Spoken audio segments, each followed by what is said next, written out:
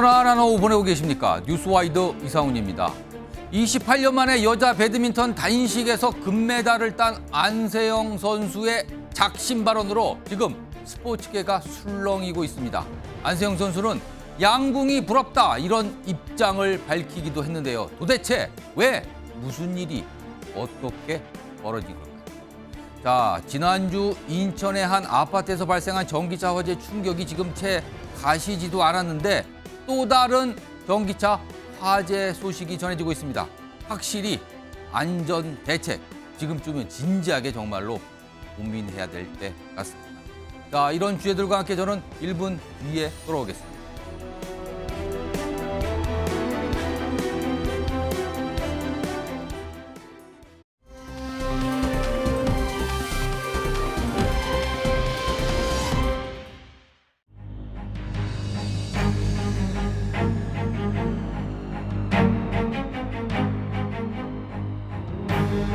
정말 말로 표현할 수 없을 만큼 너무 행복하고요. 근데 정말 꿈이 이루어지니까 이런 느낌이 든다는 게 저만 느끼기 좀 아쉽네요. 이 무릎 때문에 진짜 다른 사람들 너무 힘들게 한 것 같아서 더욱 그분들한테 너무 미안한데 그래도 살아나준 덕분에 이렇게 꿈을 이룰 수 있게 해줘서 너무 고맙다 무릎아. 부상에 대해서 직접적으로 정말 자세하게 언급한 적이 없었는데 제가 인터뷰도 잘 안 하는 이유 중에 하나는 정말 많은 이야기들을 하고 싶지만 이렇게 짧은 순간에 제가 다 많은 걸 이야기하지를 못할 것 같아서 네, 올림픽 끝나고 뭐 자세한 건 다 이야기해 드릴 거고요. 자, 배드민턴 금메달리스트 안세영 선수 그 금메달이요. 지금 보니까요. 승리의 기쁨이기도 하지만요. 가만히 얘기를 듣고 보니까 무언가 분노의 금메달인 것 같기도 합니다. 지금 뭔가 심상치 않은 상황으로 좀 흘러가고 있습니다. 자, 최종 승리한 뒤에 안세영 선수가 뭔가 지적의 얘기를 꺼내놨습니다. 그리고 그 이후 언론을 통해서도 뭔가를 얘기합니다. 그리고 오늘 사실은 안세영 선수 등 다른 선수들과 함께 공식 기자회견이 잡혀 있었거든요. 그러나 여기에 불참했습니다. 그리고 귀국길에 오른다는 소식도 들려오고 있습니다. 안세영 선수가 어제 뭔가 좀 그동안 참았다. 이제는 할 말 좀 하고 싶다. 이런 취지의 얘기를 좀 추가로 내놨습니다. 들어보겠습니다. 7년 동안 되게 많은 걸 참고 살았던 것 같아요. 억누르면서. 이 목표가 어떻게 보면 저 혼자 하는 게 아닌데 좀 아쉬운 부분들이 많이 있었죠. 이렇게 올림픽을 우승하고 싶었고 또 악착같이 달렸던 이유 중에 하나가 제 목소리에 힘이 좀 실렸으면 좋겠는 바람에 이렇게 정말 힘들게 바쁘게 살았었던 것 같습니다. 올림픽에 악착같이 매달렸던 이유가 뭔가 본인의 얘기와 주장에 힘이 실리길 바랐기 때문이다. 그리고 지금 그 목표를 이뤘으니까 지금은 얘기하겠다. 이겁니다. 지금 상황이요. 자, 화면으로 좀 정리해 볼까요? 안세영 선수가 내놓은 얘기들입니다. 본인의 부상 얘기를 먼저 해요. 심각했고 너무 안일하게 생각한 대표팀이 실망했다. 여기서 대표팀이라고 했는데 뭐 일각에서는 이게 이제 협회, 배드민턴 협회를 얘기하는 거 아니냐. 뭐 이런 해석도 좀 있고요. 그리고 이 순간을 끝으로 대표팀이랑은 계속 가기 힘들지 않을까. 그래서 이 대목을 놓고 굉장히 술렁술렁 했었습니다. 여러 가지 내용 중에서 가장 압축적인 내용을 좀 전달해 드렸는데요. 자, 최동호 스포츠 평론가 나와 계십니다. 최 평론가님. 예. 안세영 선수가 지금 문제를 삼고 있는 내용들은 뭡니까? 이걸 좀 정리 좀 해주세요. 자, 크게 보면 두 가지입니다. 자, 앞서서도 정리가 된 것처럼 지난해 항저우 아시안게임 결승전에서 부상을 당했죠. 예. 무릎 부상입니다. 이 부분에 대해서 대표팀이 안이하게 생각해서 적절하게 조치를 받고 보호받지 못했다는 얘기입니다. 이 대표팀에 대한 실망은 결국 이 협회에 대한 실망이라는 얘기거든요. 이 부상 관리, 선수 보호에 관한 이 실망감이 있었고요. 또 하나는 여자 단식에서 금메달을 따왔습니다. 그리고 단식 전문 선수입니다. 그런데 예. 대표팀의 운영은 역대 우리 배드민턴은 여자 복식에 강했거든요. 그 이번 이 파리 올림픽에서도 혼합 복식, 여자 복식에 기대를 걸었습니다. 예. 이제 결과는 그에 미치지 못했지만 이 복식 위주로 대표팀이 운영되다 보니 이 안세영 선수로서는 자신의 그 훈련 방식이나 이 훈련의 일정에 불편함이 있었을 수도 있겠죠. 이 부분에 대해서 토로했고요. 한 가지만 더 추가하면은 이 대표팀 훈련이 예. 그냥 주먹구구식이라는 얘기도 했습니다. 이게 무슨 얘기냐? 대표적으로 우리 근육 강화 프로그램이죠. 근육 운동 프로그램. 우리가 보통 웨이트라고 얘기를 하죠. 예. 이 근육 운동 프로그램이 1년 365일 똑같다는 얘기입니다. 그리고 훈련 방식도 몇 년 전과 지금이 전혀 다를 바가 없다. 똑같은 방식, 똑같은 훈련으로 몇 년 동안 1년 365일 계속 해왔다는 거죠. 변화가 없다는 거네. 예, 이러다 보니 선수들로서는 지겨움을 느낄 수 있고 지겨움을 느끼는 순간에 아차하면 부상 발생 위험이 높고요. 이러한 세 가지 정도의 크게 보면 불만을 표시한 겁니다. 그리고요, 안세영 선수가 얘기한 것 중에 트레이너 얘기를 다른 나라 선수들과 비교하면서 굉장히 열악하다. 트레이너 지원상 이 얘기도 했다는데 이거 뭡니까? 정확하게 이제 말씀을 드려야 되겠습니다. 이게 이제 운동 세계의 속사정이다 보니까 기사만 보면 혹시 오해의 예. 소지도 있거든요. 앞서 말씀드린 대로 지난해 항저우 아시안 게임에서 부상을 당했습니다. 부상을 당하고 오진이 있었죠. 최초의 진단이. 예, 오진이 있었고 오진으로 인해서 진료 이후에 계속 훈련과 대회 참가를 반복하다 보니까 지난해 말에 재검진을 받았을 때 올림픽 뛰기 힘들다라고 판정을 받았습니다. 심각한 상황이죠. 그럼 처음에 오진이 나왔는데 오진을 바탕으로 그냥 뭐 치료나 이게 운동했는데 그렇습니다. 그게 다시 한번 재검진을 받았는데 이거는 뛰기가 어려운 지경이다라는 판정이 나왔다고요? 예, 그렇습니다. 오. 그 상황에서 선택한 게 그냥 통증에 적응해 나가는 거였습니다. 이 상황대로 이 상황으로 계속 올림픽을 준비해 온 거죠. 그리고 나니까 이 부상이 좀 더 악화돼 가지고 힘들어진 것이라고 볼 수가 있겠죠. 그래서 지금 금메달 딴 뒤에 가장 먼저 얘기 내온 게 부상에 관한 무관심 이런 얘기를 먼저 꺼내놓은 거군요, 지금. 예, 그래서 이 안세영 선수로서는 이 무릎 부상이 이 확실히 완치가 되지 않기 때문에 예. 당연히 선수 입장에서는 경기나 훈련에 참가하더라도 이 무릎에 대한 어떤 보호 조치가 있어야 되잖아요. 이제 그게 바로 의학적으로 또 신체적으로 전문가가 이제 트레이너죠. 예. 이 트레이너를 자기 전담 트레이너를 요구하는 겁니다. 협회에. 그런데 협회가 들어주지 않았어요. 들어주지 않다가 한참 일정 기간 지나고 난 뒤에 이 안세영 선수 전담 트레이너를 채용을 했는데 예. 지금 파리올림픽 열리고 있죠. 8월에. 7월 26일에 개막하고. 근데 그 당시 이제 계약 기간이 6월이었습니다. 그 같이 파리로 못 간 거네요? 6월 계약 기간이 만료가 되면서 해촉을 한 거죠. 추가로 다른 인물에 연장을 한 게 아니고. 예. 그리고 대표팀에는 대표팀 트레이너가 있으니까 예. 이 배드민턴 대표팀 다른 선수들과 함께 예. 공동으로 관리를 받아라라고 했는데 세계 랭킹 1위고요. 금메달이 유력시되고 이런 선수이고 이미 글로벌 스타로 발돋움 했지 않습니까? 이 정도의 선수에게 그리고 거기다가 특별한 특혜가 아니라 부상을 달고 다니는 선수들에게는 예. 좀 특별한 관리가 필요했던 게 아닌가 하는 생각이 들죠.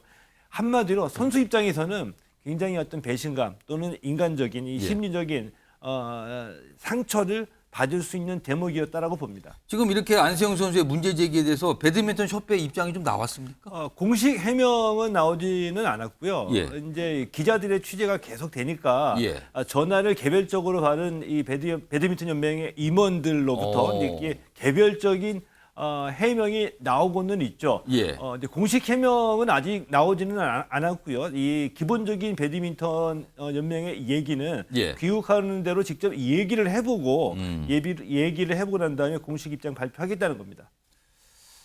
아무튼 이게 상황이 이렇게 됐습니다. 지금 최동호 변호사께서 아주 상세하게 다양한 측면에서 지금 정리를 해주셨습니다. 뭐가 시청자 여러분께서도 지금 이런 것 때문에 문제가 발생했구나 이걸 아마 이해하셨을 것 같아요. 이와 관련해서 성취우 민주당 정책위 부의장 사실 뭐 정치권도 좀 주목을 하고 있는데 이 상황에 대해서요. 뭐 스포츠는 사실은 많은 분들의 특히 올림픽은 주목도가 높기 때문에 정치권도 관심을 많으시는데 앞서 제가 잠깐 얘기했지만 오늘 사실은 안세영 선수가 정상적인 상황이었으면은 파리 현지에서 공식 기자회견을 했어야 됩니다. 다른 선수가. 근데 거기에 불참했거든요. 이거는 강력한 문제 제기라고 볼 수 있는데 이거 어떻게 봐야 됩니까?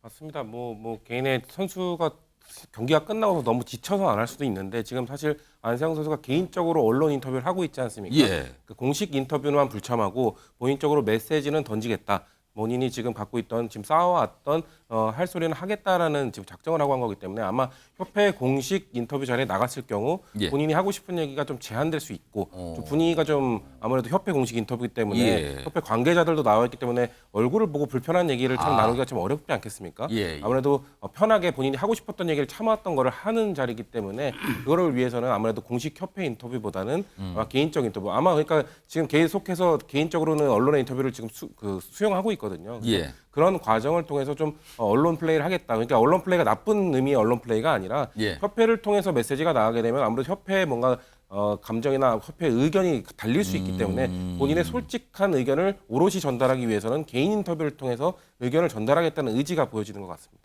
지금 이 안세영 선수의 이런 어떤 문제 제기에 대해서 사실은 배드민턴 대표님 감독은 미리 예고를 한 적이 있었어요. 이거 올림픽 끝나면 아마 뭐가 있을 것 같다. 이런 예고인데 실제로 그 예고대로 문제 제기를 하고 있는 상황인데요. 안세영 선수가 이런 얘기도 또 했습니다. 화면으로 정리해 보겠습니다.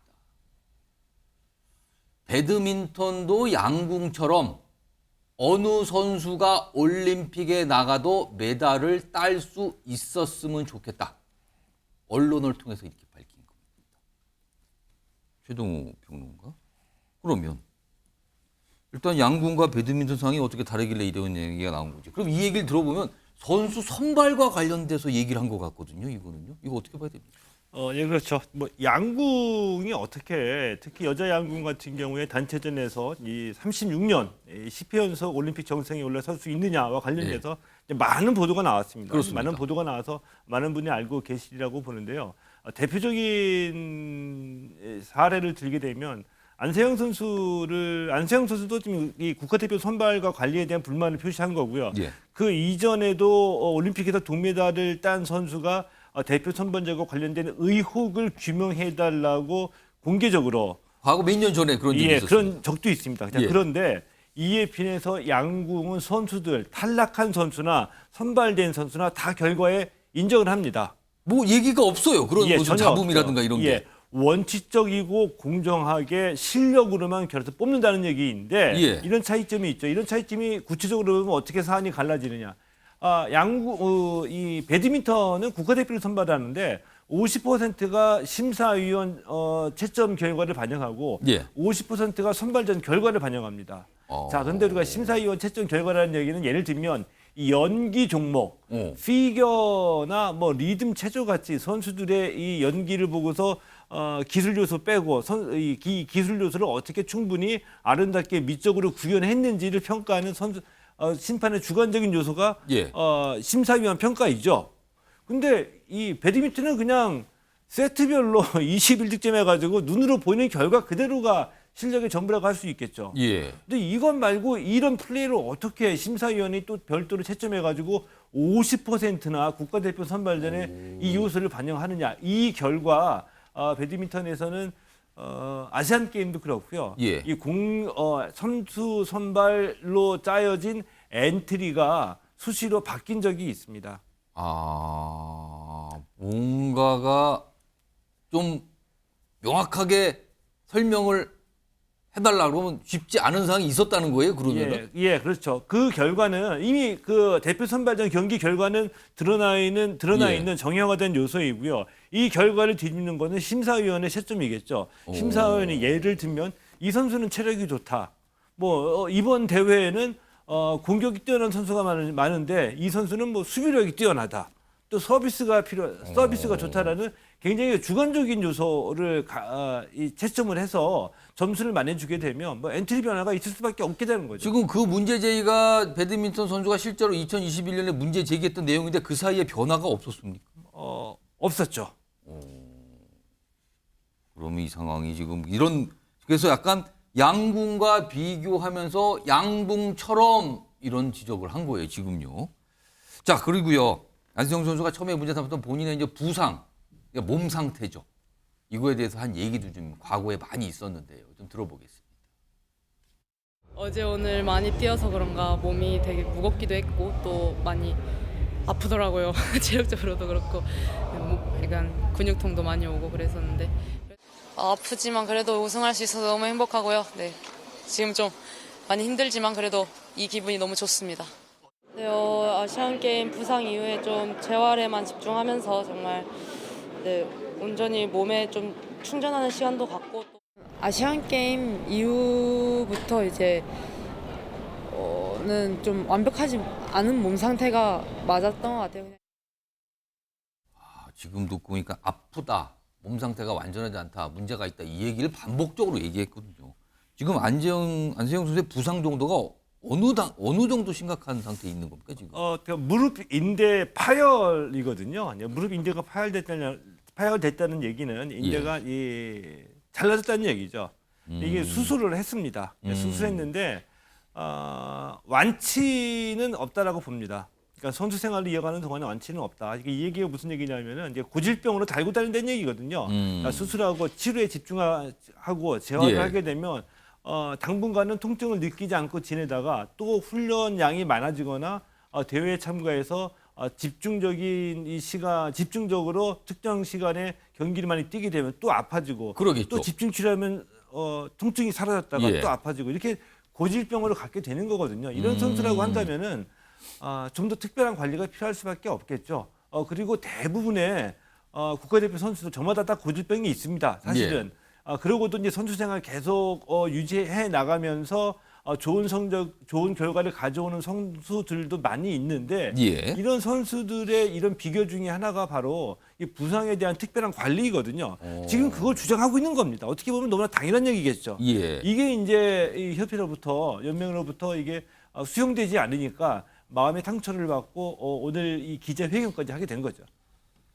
그동안 안세영 선수를 놓고 배드민턴 여제 세계 최강 뭐 이런 표현만 흔히 나왔습니다. 근데 알고 보니 그 뒤에는 부상의 문제 그리고 뭔가 제대로 지원을 받지 못하고 있다라는 생각 이런 게 깔려 있었던 겁니다. 뒤늦게들 알은 겁니다. 지금 본인이 직접 얘기를 지금 하니까요.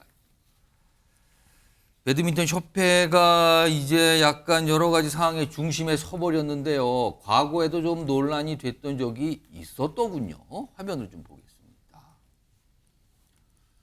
자, 우선 최수용 시사평론가 나와 계시죠. 우선 첫 번째 거, 저 내용을 좀 보면서 얘기해 주세요. 이 세 가지 제목으로 돼 있는데 배드민턴 협회 과거 논란이 다시 재조명된다. 첫 번째가 선수보다 임원. 이 뭡니까 이거는? 그러니까 협회의 목적이 뭡니까? 협회의 목적은 선수 지원 관리와 그다음에 선수 선발의 공정성에 대한 원칙을 수호하는 것 딱 두 가지인데 보십시오. 이 지금 화면에서 나타났지만 지금 2018년 중국에서 열린 세계 선수권을 가는데 선수는 6명 가는데 임원은 8명 갑니다. 근데 선수는 이코노미석을 타고 이 임원들은 비즈니스석을 탑니다. 잠깐만요. 그러면은 네. 주객이 전도된 거 아닙니까? 임원이 그래 많이 갈 수도 있어요. 뭐 역할이 필요하고 그렇죠. 도움을 줘야 되고 뭐 해결할 게 많으면 갈 수 있어요. 그건 있어요. 이해하겠습니다. 8명. 선수 6에 임원 8명. 근데 선수들은 좁은 근데 선수들은 좌석을 바꿔야 되는 거 아닙니까 그렇죠. 원래? 그러니까 임원들이 이코노미석에 앉아 잠시 선수들이 좀 편히 갈 수 있도록 해줘야 되는데 선수들 입장이 컨디션이나 여러 가지 경기력을 위해서는 편한 자리를 줘야 되는 거 아닙니까? 당연한 건데 그것도 안 했고요. 그다음에 심지어 2017년 호주 대회 때는 임원진 5명이 갑니다. 비즈니스석을 타고. 근데 가보니까 전력상 우리가 좀 어려운 것 같아요. 그래서 조기 귀국을 합니다. 근데 선수들이 예상을 뛰었고 우승을 해요. 금메달을 따요. 왜 간 겁니까? 그러니까 왜 간 겁니까? 그럼 아무도 이 시상식에 가지도 못했어요. 그리고 2008년 그 베이징 올림픽 금메달리스트 이용대 윙크보이로 유명하죠. 이 국민적 스타가 2014년에 무려 1년에 도핑 테스트 때문에 그러니까 세계협회 징계를 받습니다. 왜 징계를 받느냐?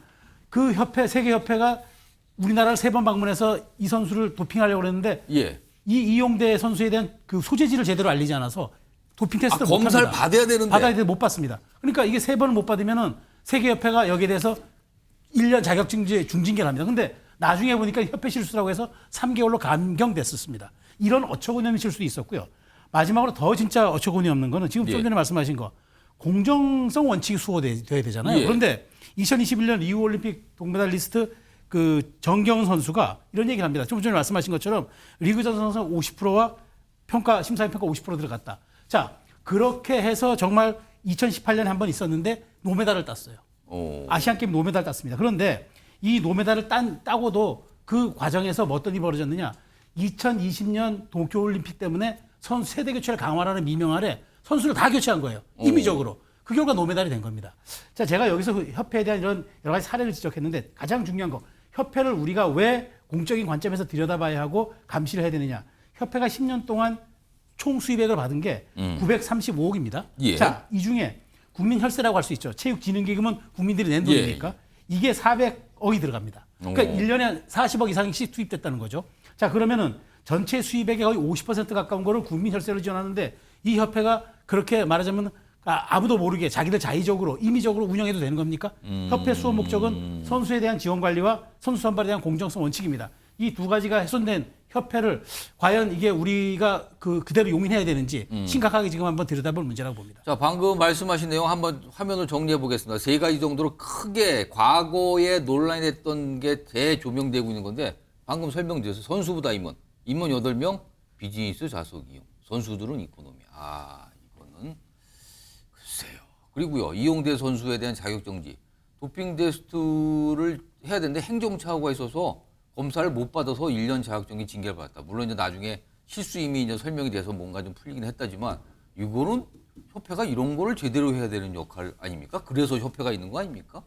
그리고 협회 선수 관련 이런 무슨 선수 선발에서도 약간 잡음이 있었는데 선수 명단 3번을 수정했다. 첫 노메달 성적, 감독 코치진 경질.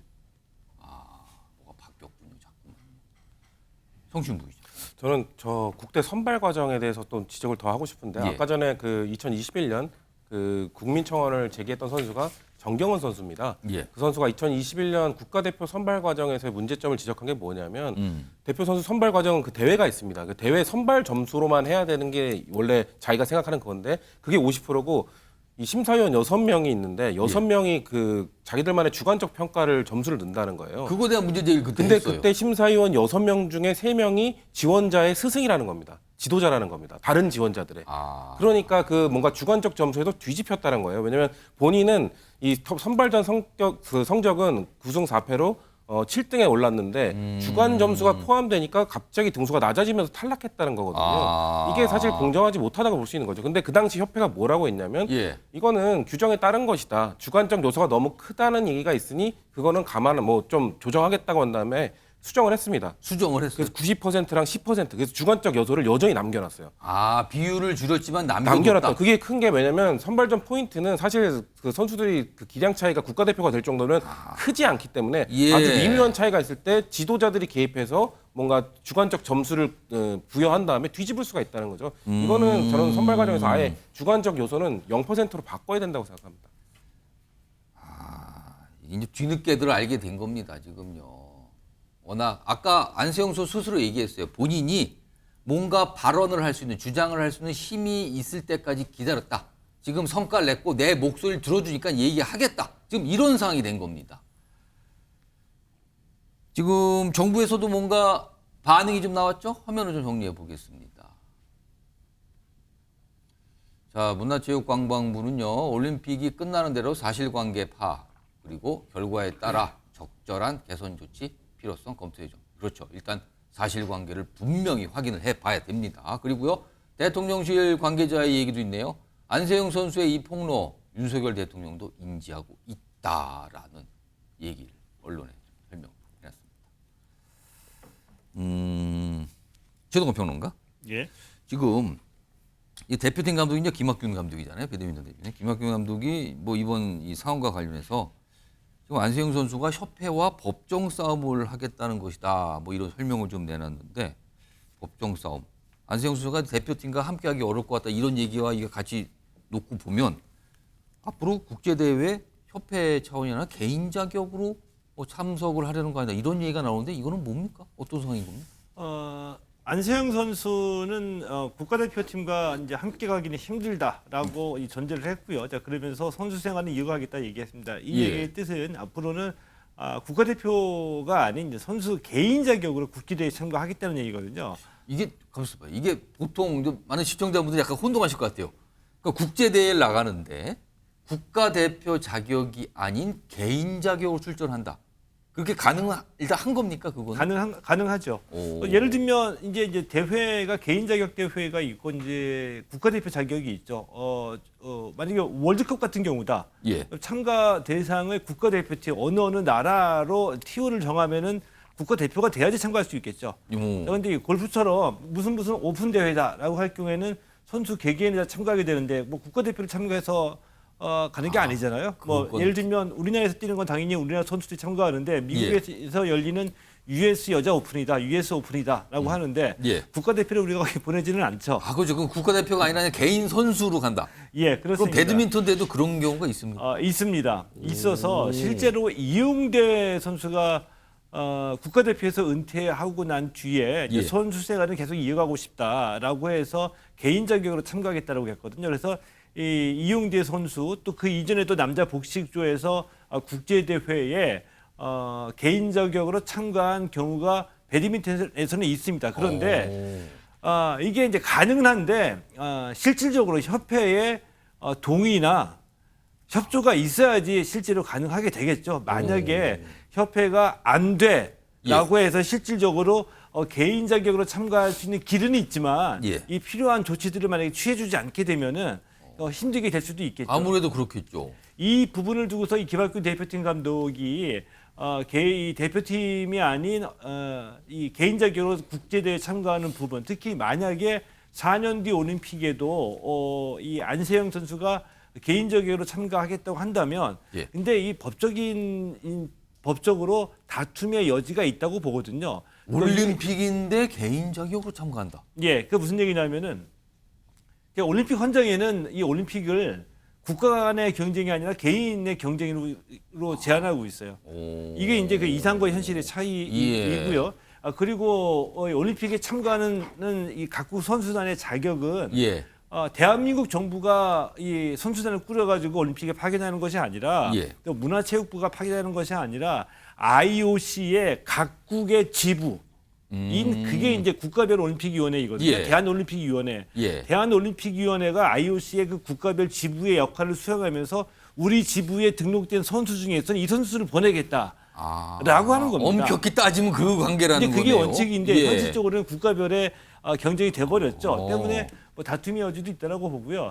근데 이런 문제를 꼭 끝까지 어떤 뭐 법정까지 끌고 갈 필요가 있다라고 한다면 배드민턴 협회도 예를 들어서 승소하더라도 얻는 것은 없는 상처뿐인 영광이 될 거라고 보고요. 안세영 선수와의 대화 협력 끝에서 그 글로벌 스타로 등극한 배드민턴 여자 선수 한 명을 예. 지원해주고 키워서 우리 품은 떠나더라도 마음껏 세계 무대 가가지고 활약을 해라. 예.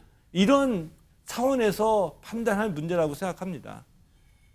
김성주 변호사. 지금 안수영 선수가 뭐 변호인을 선임했다는 얘기가 나오니까 아마 법적으로 다퉈보겠다고 하는 것 같아요, 지금요. 예, 지금 변호사를 선임했다는 이야기가 나오고 있는 것으로 보이긴 하는데 아직 명확하지는 않은 것 같습니다. 그리고 이게 법정 다툼이 될 수 있는 부분이 있나를 저도 한번 검토를 해봤는데 아직까지는 뭐 수면에 올라온 뭐 법정 다툼이 발생할 수 있는 부분 이런 부분이 조금 예상되는 부분은 없는 것으로 보이고 예. 지금 이 말씀해주신 것처럼 이 국제 대회마다 예. 이 참여할 수 있는 선수의 기준이 있을 거지 않습니까? 어. 그 요건이 있고 그 규정이 있을 것인데 예. 그 규정이 어떤 것이냐에 따라 다를 수가 있는 것이고 이 대한 배드민턴 협회를 보면 여기에 이제 국가대표 선발 규정이 있습니다. 그런데 이 선발 규정이 각 국제 대회마다 이 선발 규정에 의해서 선발된 사람만 참여할 수 있느냐는 다를 것이거든요. 그렇다 보니까 이 선수가 만약에 앞으로도 내가 뭔가 이 세계 대회에 참여함에 있어서 반드시 이 협회의 국가대표 선발 규정에 따라야 되는 것인지 이 부분에 대해서는 법리적인 이제 다툼이 생길 수가 있겠지만 그 다툼이 있다고 하더라도 이게 국제대회이기 때문에 국내에서 이 부분을 논할 부분인지는 조금 지켜봐야 될 수가 있는 부분이 있어서 이게 앞으로 어떻게 되는지는 조금 더 지켜봐야 될 것으로 보입니다. 안세영 선수가 대표팀과는 앞으로 뭐 함께하기 어렵다 이 얘기가 나오니까 처음에 이거 은퇴하는 겁니까? 뭐 이렇게 반응이 나니까 안세영 선수가 그런 거 얘기 아니고요. 그러면서 그럼 뭡니까 하니까 개인 자격 출전이니까 약간 이렇게 진행이 됐거든요. 최동호 평론가께 아까도 잠시 이제 다른 이 평론가분들께서 논평을 해주셨는데 과거에 협회에 논란됐던 장면도 몇 가지 아까 소개해드렸잖아요. 근데 그때도 큰 논란 아니었습니까? 어떻게 이런 일이 있을 수 있냐고 비판을 많이 받지 않았습니까? 그렇죠. 근데 그 이후에 좀 뭐가 어떻게 변화가 좀 있었습니까? 지금 결과로 보면 변화가 있지는 않았죠.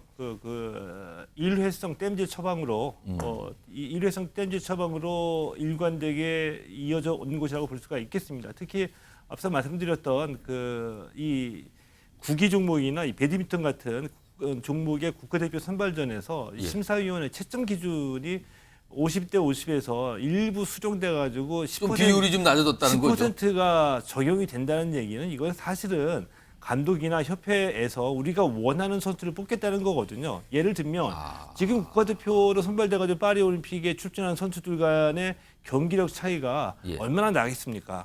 이 선수들끼리 겨뤄 가지고 이 경기 결과에다가 이 기준으로 하는데 여기에 10% 정도 이 점수 심사위원회 주관적인 점수를 반영하겠다는 것은 예. 선수 선발에 있어서 주관적으로 우리가 원하는 선수를 뽑겠다는 뜻이기 때문에 전혀 근본적으로는 이 배드민턴 협회의 협회 운영과 국가대표 선수 관리, 국가대표팀 운영에 관해서 전혀 변화가 없다라고 봐야 되겠고요. 자, 그래서 저는 이번에 안세영 선수가 올림픽 개막 전까지 하고 싶은 말이 있다. 그런데 예. 올림픽 끝나고 정상에 서서 얘기하겠다라고까지만 얘기한 것은 제가 보기엔 정말 어떤 치밀한 사전 계획에 의한 어떤 복수극이라고 할까요? 마음에 받은 상처, 내가 성공해서 이 자리에 승선한 다음에 다 얘기를 하겠다. 이 폭로나 이 발언의 의도는 예. 변해라 이거 아닙니까? 변해라. 그렇죠. 바꿔달라는 거죠. 그러니까 아직까지 안 변했다는 거죠. 그러니까 이 안세영 선수가 금메달, 여자 배드민턴 단식에서 최종 승리해서 금메달을 딴 뒤에 포효를 했잖아요. 굉장한 기쁨. 근데 그게 보니까요. 결국에는 분노의 금메달이었습니다. 지금까지 참아왔던 걸 이제서야 내가 얘기한다. 지금 얘기하면 사람들이 들어줄 거다. 그리고 지금 후폭풍과 반향이 나오고 있는 겁니다.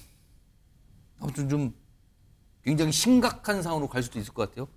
요거 관련해서 최수영 평론가 글쎄 이제 안세영 선수가 지금 한국으로 오늘 귀국해서 내일쯤이면 한국 도착한다고 하죠. 그럼 아마 공항에서 굉장히 많은 취재진이 있을 거고 질문을 많이 할 것 같아요. 앞으로 이거 어떻게 좀 봐야 됩니까? 이 상황. 그래서 이제 진짜 원래 금메달 따면 금메달에 관심이 있는데 이제 안세영 선수의 귀국은 금메달이 아니라 협회 앞으로의 이 정말 존폐 문제까지 거론되는 그런 심각한 아마 상황이 될 것 같아요. 근데 저는 이렇게 봅니다. 우리가 사실 고름이 살이 되지 않는다는 얘기를 흔히 하지 않습니까? 아픈 곳은 도려내야 되고 사실은 이게 아니라고 그러면 우리가 다시 한번 바꿔야죠. 근데 아까 말씀드린 대로 협회의 존립 목적은 정말 선수들에 대한 지원 관리고 그다음 목적은 공정한 선수 선발입니다. 이 두 가지 원칙을 하지 못하는 협회라면 우리가 그렇게 1년에 40억씩 국민 혈세를 줄 필요가 있을까요? 그리고 더더군다나 이런 시그널들, 신호가 우리가 왜 하인리의 법칙이라는 게 있지 않습니까? 큰 대형 사고가 나기 전에는 잦은 사고들이 300여 건이 반복된다. 예. 그다음에 큰 사고가 온다. 이미 벌써 협회 쪽에 이런 작은 시그널들이 그동안 숱하게 온 것 아닙니까? 근데 전혀 바뀌어지지 않고 심지어 이런 개량적으로 평가해야 될 경기 종목조차도 주관적인 요소가 개입되게끔 하는 것을 끝까지 꼼수처럼 유지했단 말이죠. 이런 것에 대한 어떤 책임은 회피할 수 없어 보이고 다만 저는 이제 하나 남은 것. 이걸 이제 문화체육관광부와 대한체육회가 이제 동시에 감사하고 들여다볼 텐데 이게 또 말하자면 부처 이기주의와 협회 이기주의가 맞부딪히면은 오히려 이게 산으로 갈 수 있어요. 저는 그런 측면에서 지금 문화체육관광부 감사할 수 있죠. 그다음에 대한체육회 이 두 개의 협회가 굉장히 객관적이고 공정하고 그다음에 국민 눈높이에 맞는 그런 감사와 책임 규명을 해줘야 한다. 그 말씀을 드리고 싶습니다. 자, 배드민턴 얘기였습니다. 지금 뭔가 조치가 취해져야 될 것 같아요. 일단 그에 앞서서 가장 중요한 거는 정확한 사실관계가 무엇이었는가, 그동안 무엇이 잘못돼서 이런 사태까지 이르는가, 이걸 일단 파악한 뒤에 대책과 방법을 논의해야겠죠. 다음도 역시 올림픽 관련 얘기인데요. 이번엔 양궁 대표팀 얘기 좀 해보겠습니다. 요즘에 양궁 얘기하시면 사람들이 막 절로 미소를 짓습니다. 요즘에요. 뭐 일단 메달 숫자요. 뭐 이건 더 이상 언급을 안 해도 되겠죠. 그냥 다 가져온 겁니다. 그냥 다. 뭐 워낙 탁월한 실력이니까요. 오늘 양궁 대표팀 귀국했습니다. 그 모습 좀 확인해 보죠.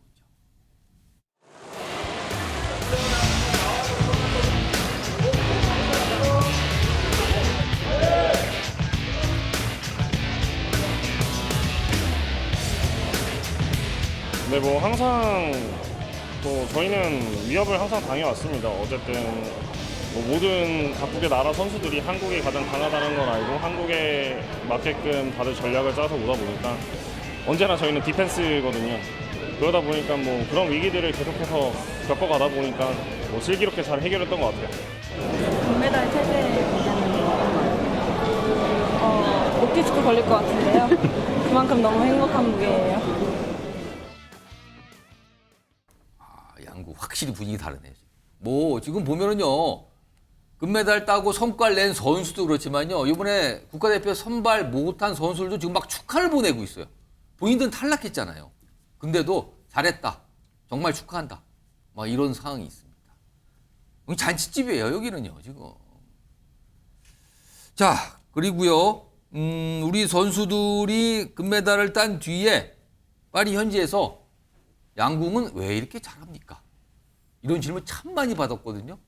그 관련해서 좀 한 얘기도 있습니다. 들어보시죠.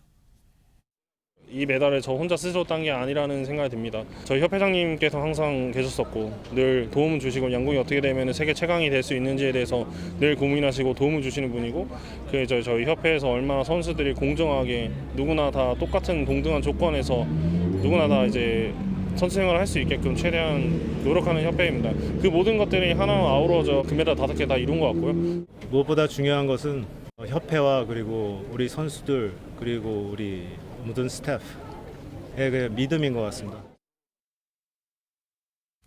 자, 저런 설명이 나왔어요. 그리고요, 우리 김우진 선수가 파리 현지에서 뭐 다른 나라 기자들한테도 질문을 받잖아요. 근데 대부분에 많이 나온 질문이 한국은 양궁에 이렇게 강합니까? 질문이요. 지금 여기 보시면 한 일본 기자가 이렇게 물어봤대요. 한국이 양궁을 잘하는 이유는 무엇입니까? 혹시요, 뭐 고려시대, 뭐 조선시대 때부터 뭐 활을 잘 쐈다는 얘기가 있던데 맞습니까? 이렇게 물어보니까 김우진 선수의 답변은 무슨 조선 고려시대를 얘기하십니까? 뭐 얘기는 안 하고 그건 생략을 하고요. 한국 양궁 체계가 확실히 잡혀 있습니다.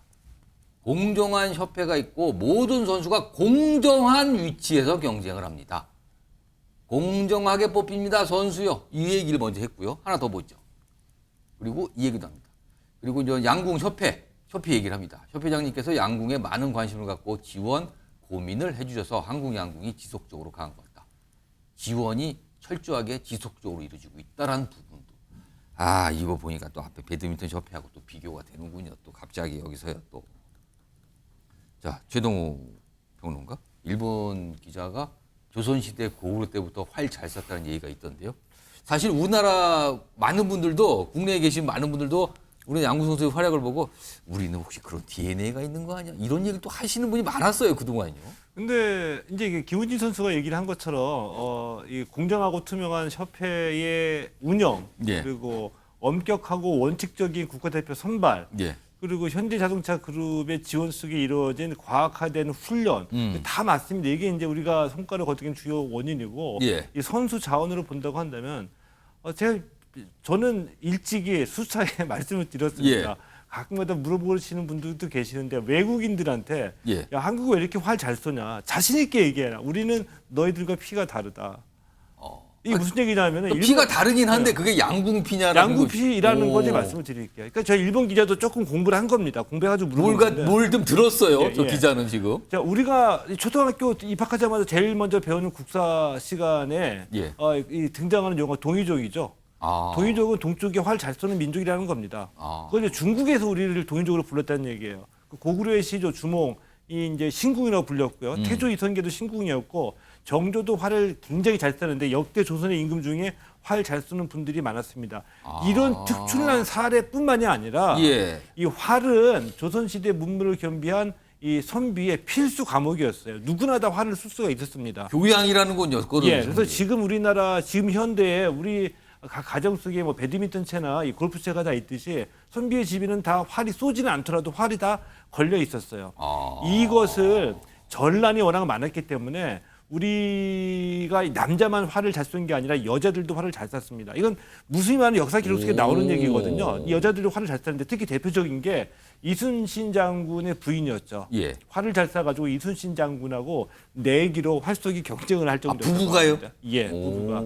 이런 피가 조선 말기 그러니까 우리 뭐 19세기 말기까지 줄줄이 이어져 온 거거든요. 이렇기 때문에 당연히 우리가 몰랐던 우리의 어떤 재능, 우리가 몰랐던 우리의 부분들이 바로 이 활에 대한 우리 민족의 어떤 그 DNA라고 저는 보기 때문에 예. 외국인들이 한국 왜 이렇게 활 잘했다 물어보면 예. 자신감 있게 우리는 너희와 피가 달라 이렇게 대답하셔도 충분히 됩니다. 갑자기 활의 혈통에 대한 얘기를 아주 그냥 깊게 멀리 갔습니다. 그러고 보니까 고구려 법화에도 활 쏘는 장면 있죠? 말에서 말을 탄 채로 활 쏘는 장면 그런 그림까지 있었네요. 보니까요.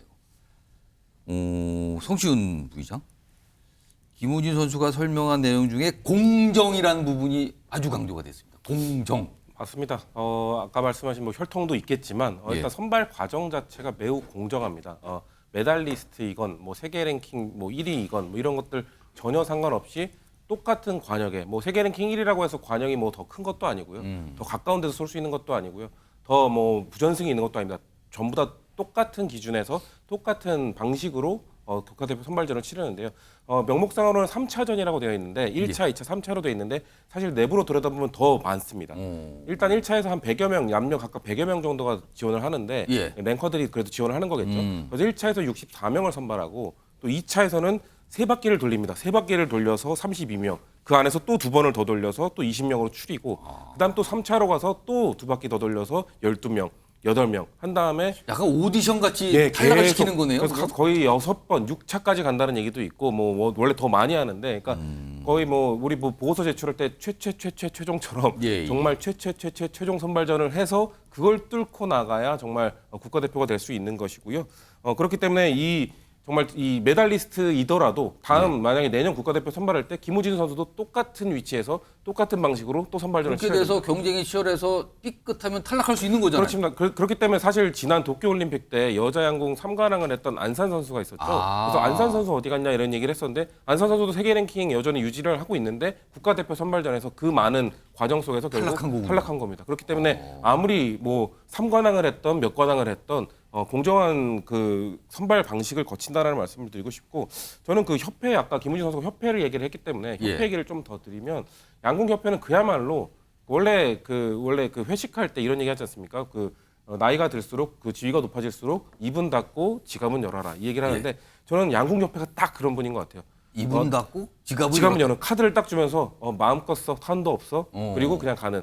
근데 다른 협회들은 뭔가 뭐 먹어라 누구 데리고 먹어라 이런 거 간여를 하는 거거든요. 그러니까 양궁협회는 그야말로 정말 물심양면으로 다 지원을 해주되 간섭은 전혀 안 하는 선발 과정이나 뭐 아까 말한 것처럼 선발 과정에 만약에 주관적 요소가 들어가잖아요.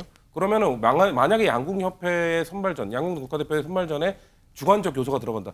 저 선수는 활에 날아가는 각도가 아주 예술이야. 그러면서 약간 점수를 매기는 거거든요. 그러니까 그런 주관적 요소가 전혀 들어갈 수 없는 것. 그리고 협회가 그런 거에 전혀 관여를 안 하는 것. 이런 것들이 한국 양궁의 지금 최강의 자리에 오를 수 있도록 한 기원이 아닌가 생각합니다. 가만히 듣고 보면요, 이게. 그렇게 되면 잘 될 거라는 걸 누구나 다 상식적으로 알 수 있지 않습니까? 근데 이게 참 어려운 거라는 거잖아요, 지금. 지금 협회 얘기가 나오는데 화면을 좀 정리 좀 해보겠습니다. 지금 선수들이 뭐 협회 얘기를 자주 하는데 여기 보면 정의선 대한양궁협회장, 현대차그룹 회장이죠. 협회는 선수를 돕는 역할, 선수에게 가장 감사하다. 뭐 이런 얘기를 꺼내놨는데 1985년부터 약 40년을 후원해요. 40년. 국내 단인전문 후원 최장 기간입니다. 그리고 개막식 전에 현지에 도착해서 선수들 전용 훈련장, 휴게 공간 마련하고 일단 잘 쉬고 잘 적응해야 되니까 이런 거 다 마련해 주고요. 그다음에 경기 내내 선수들의 컨디션을 계속 체크하고 최상으로 끌어올리기 위해 노력을 해줬다. 이러거든요. 최동호 평론가. 한 종목을 40년 전하는 건 사실 간단하지 않은데요.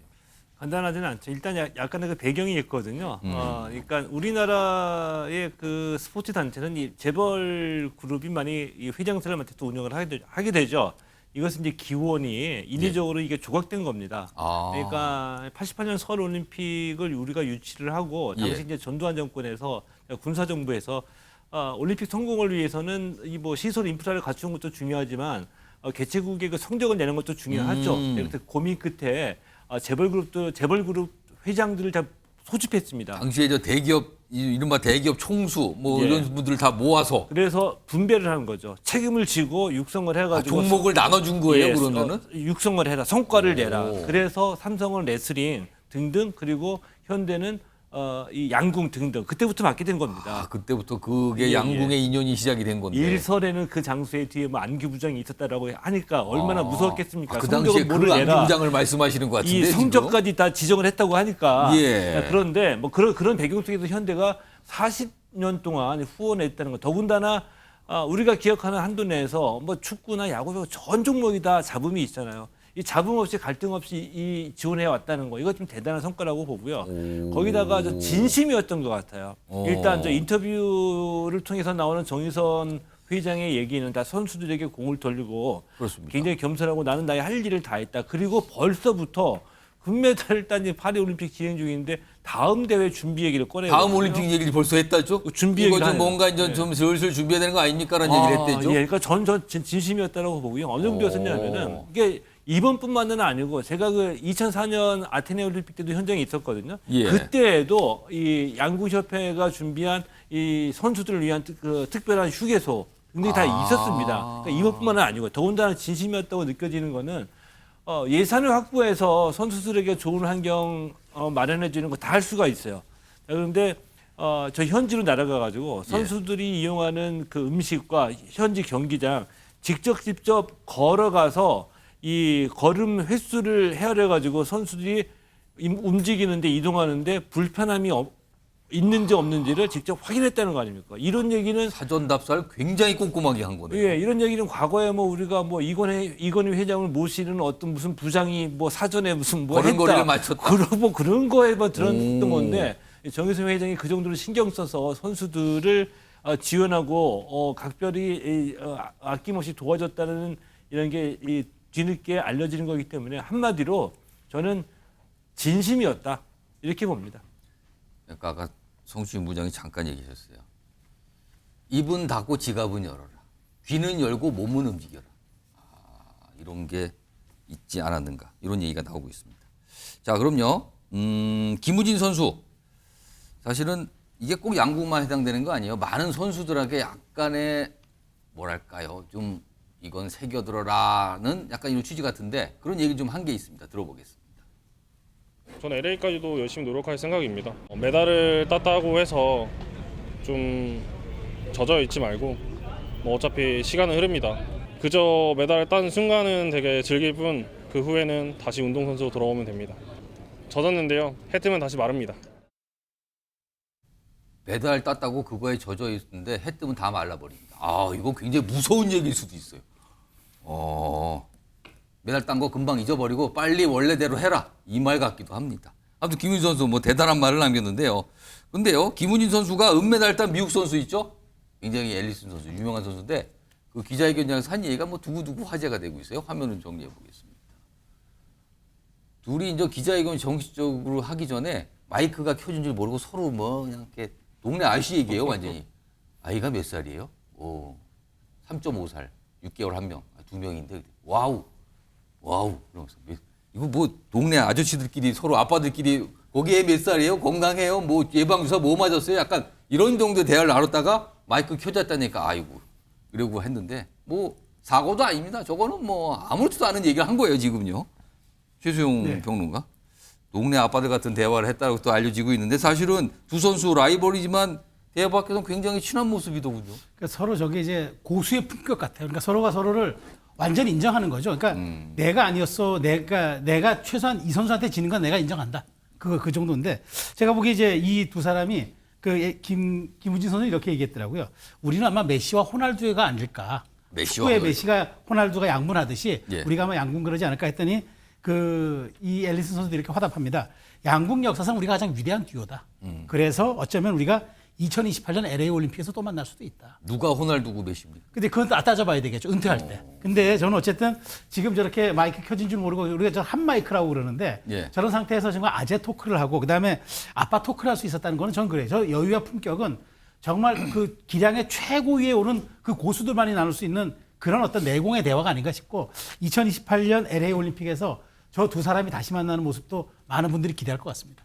지금 사진 보세요. 저 사진 크게 좀 보겠습니다. 여기 보면 이게 결승 직전에 선수 대기실 모습인데 김우진 선수하고 앨리스 선수가 마주보고 앉아 있네요. 근데 약간 뭔가 이렇게 자기 이렇게 약간 뭐랄까요, 정신을 다지는 모습 같은가요? 김우진 선수는 빤히 앞을 보고 있고 앨리스 선수는 TV 보고 있네 지금. 이런 모습들이랍니다. 자, 이런 상황에서요. 지금 요거 얘기 좀 해봐야겠는데 지금 얘기가 나오는 게 문체부 장관하고 대한체육회장 관계가 조금 심상치 않은 건 얘기가 나오는데요. 이게 보니까 거슬러 올라가 보니까 이미 뭔가가 좀 있었어요. 일단 그 영상으로 확인해 보겠습니다.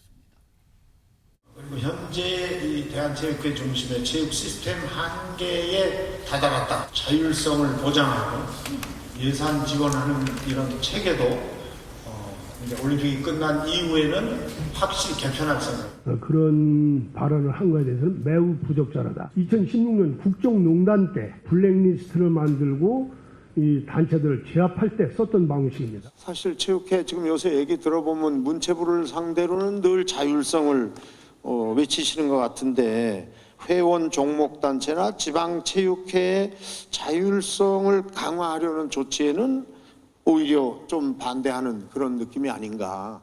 문화예술체육계에 블랙리스트를 만들던 사람들에 대해서 다시 재조사가 필요하다. 올림픽 갔다 와서 분명히 문제 제기를 할 겁니다. 최동호 평론가, 이거 올림픽 갔다 와서 문제 제기한다. 이거 국회에서 뭐 어떻게 얘기가 나올 것 같은데 이거 무슨 상황이 벌어지는 겁니까 지금? 대한체육회와 문체부의 이제 갈등이나 이제 이런 문제라고 지금 보도는 돼 있는데 이제 예. 정확하게 짚으면 딱 한마디로 요약할 수 있습니다. 이기흥 회장의 문제입니다. 대한체육회 문제가 아니라 이기흥 회장이 통합체육회, 그러니까 생활체육회와 대한체육회 단체에서 통합체육회 예. 초대 회장이었거든요. 지금까지 연임하고 있습니다. 그런데 지금 뭐 이 유인천 문체부 장관뿐만이 아니라 전 정부서부터 또 이 문제가 시작이 됐습니다. 체육회에서 엘리트 스포츠에 대한 부작용이 여실히 드러났죠. 선수 인권 문제, 그리고 공부하지 않는 선수들의 문제. 그러면서 한국 스포츠 정책의 이 기조가 두 가지 측면에서 변화가 있었습니다. 그 변화를 이끌어내기 위해서 많은 분들이 노력을 했고요. 첫 번째는 뭐냐면 엘리트에서 생활체육으로, 두 번째는 때리지 말고 은퇴 선수들도 한창 전성기는 잠시다. 예. 인권 강조하고 공부를 시키라, 학습권을 얘기했거든요.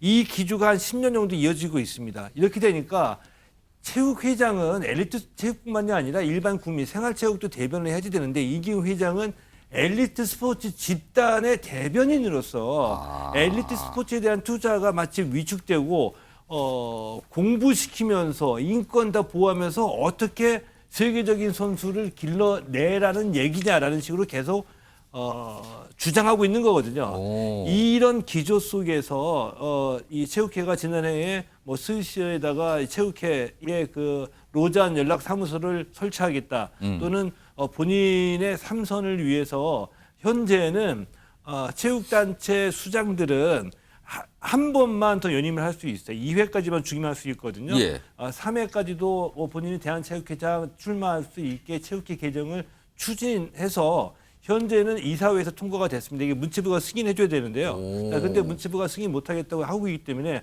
올림픽 개막 전에 한 번 또 그게 붙었었죠. 이런 게 사소하게 현상적으로는 드러나고 있지만 그 근본 기조에는 엘리트 체육을 대변하는 이기흥 회장이 엘리트 체육 살리기, 엘리트 체육 늘려라, 예산 늘려라. 그리고 도쿄올림픽 때에도 성적 나쁠 거다 기대하지 말라고 얘기했거든요. 예. 이 얘기의 그 속마음은 엘리트 스포츠에 이렇게 투자 아니면 성적 추락하니까 엘리트 스포츠 투자를 늘려라. 예. 이런 게 속마음이었습니다. 이런 기조가 지금 이렇게 선수들이 금메달 11개까지 따고 있는데 파리올림픽 개막 전에도 금메달 5개 역대 최악의 성적을 거둘 것이다. 목표가 5개였단 말이에요. 대한체육회장이 이렇게 얘기할 수 있습니까? 그 속마음, 속뜻이 바로 이런 뜻입니다. 뭔가 좀 바라보는 지점과 생각이 다른데 이게 충돌이 좀 계속 있고 올림픽 끝난 다음에 뭐 얘기하겠다고 보니까 이게 또 뭐가 또 시작이 새롭게 되려나 봅니다.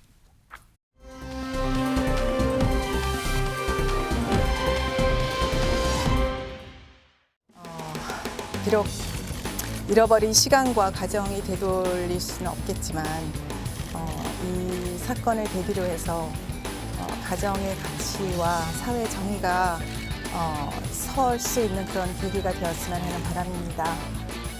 선거 결과는 1조 3,800억 남짓 이렇게 선고된 것 재산 분할만 아주 훌륭한 판결이라고 그렇게 생각합니다. 잠시 긴급 안내 말씀드리겠습니다. 개인적인 일로 국민들께 걱정과 심려를 끼쳐드린 점 사과드립니다.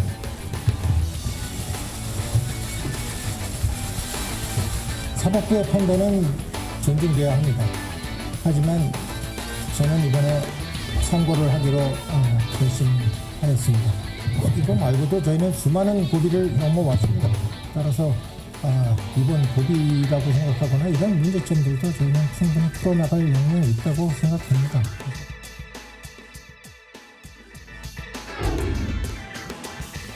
자, 최태원 회장의 상고이유서, 그러니까 대법원으로 가는 겁니다. 세기의 이혼 재판이라고 불렸던 노소영 관장과 최태원 회장, 최태원 회장과 노소영 관장인 건데 일단 최태원 상고이유서 그리고 노소영 최재형 영입, 최재형 전 국회의원 아닙니까? 감사원장, 변호인으로 선임했다는 얘기가 나오고 있군요. 자, 일단 대법원으로 가게 되는데 최태원 회장이 대법원에 제출했던 상고 이유서가 있다는데 그 내용이 조금씩 알려지고 있죠. 화면으로 좀 간단히 정리해 보겠습니다. 이 내용입니다. 상고 이유서가 뭐가 많네요. 일단 노태우 전 대통령 비자금 300억 메모의 진위, 승계 과정에서 뭐 2억 8천만 원 동일성 여부, 뭐 60 특혜로 SK가 성장했다는 논란, 뭐 등등등. 그다음에 재산 산정 등에서 치명적으로 2심 재판부가 뭔가 좀 수정한 게 있었죠?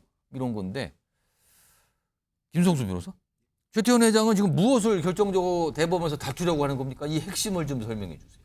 예, 일단 시간 순서대로 간단하게만 설명을 드리고 말씀드리겠습니다. 이게 사건 자체가 지금 2017년경에 이혼 조정을 하면서 이제 시작이 됐던 것이고 1심 이거 항소심 판결이 났습니다. 1심 당시에는 이 재산의 분할, 이혼은 재산 분할과 위자료가 이제 주된 쟁점이었는데 재산 분할 같은 경우에 이제 노소영 관장에게 최태원 회장이 665억 원을 분할해 줘라라고 이제 결정이 났었고, 그리고 위자료에 대해서는 1억 원이 정신적 피해에 대한 위자료다 이렇게 인정이 됐었습니다. 위자료 1억, 재산 분할금 665억. 예, 맞습니다. 1심. 예. 그런데 항소심에서 이 부분이 굉장히 많이 변화가 되게 되는데 재산 분할 과정과 관련해서 이 부분 SK 관련 주식들이 있지 않습니까? 이 부분을 1심에서는 최태원 회장의 특유 재산이라고 해서 이게 그 결혼 전부터 가지고 있던 재산이거나 아니면 결혼 후에 가졌다고 하더라도 본인이 본인의 고유 명의로 갖는 거는 특유 재산이라고 해서 재산 분할의 대상이 아니라고 봤던 게 1심이었는데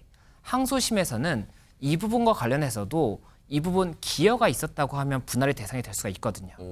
그런데 그 기여가 있었다라고 봤었고 이 기여에 대한 근거 사실이 이 최태원 회장의 이 SK 주식과 관련해서 노태우 전 대통령의 비자금 300억 원이 투입이 됐다라는 이야기가 이제 주장이 나왔는데 그 부분 주장을 사실관계로 받아들여준 부분이 2심 있었고 재판부는 그거를 인정해. 300억 원이 투입이 됐다. 그걸 인정한다. 그래서 SK 주식과 관련돼서 분할해야 된다. 예, 그리고 또 SK의 주식 자체 가치가 올라가는 과정에서 회사가 잘 돼야 주식의 가치가 올라가지 않습니까?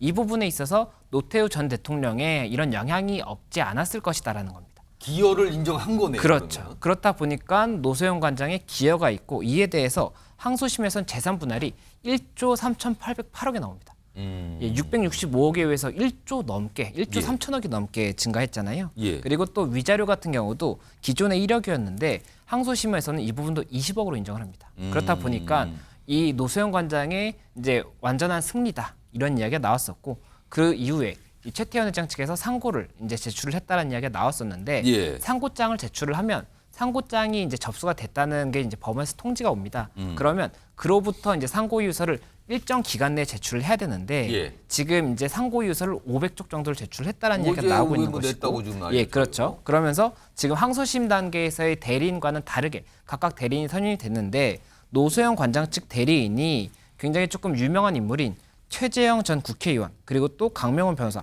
이 두 사람의 이름이 올라갔다는 소식이 알려지다 보니까 이 최재형 전 의원은 누구인 것이냐 이런 이야기가 나오는 것이고 말씀하셨던 것처럼 굉장히 화려한 이력을 갖고 있다 보니까 이 부분에 대해서 어떠한 의도가 있는 것이냐 뭐 여러 가지 해석이 나오고 있는 그런 상황인 겁니다.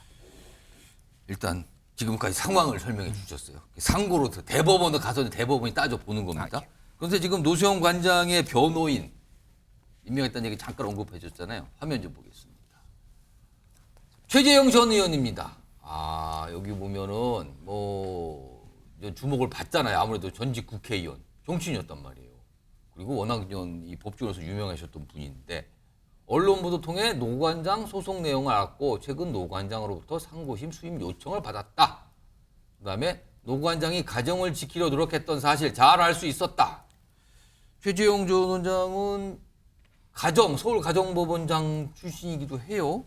요 내용까지 하나 더 보겠습니다. 내용.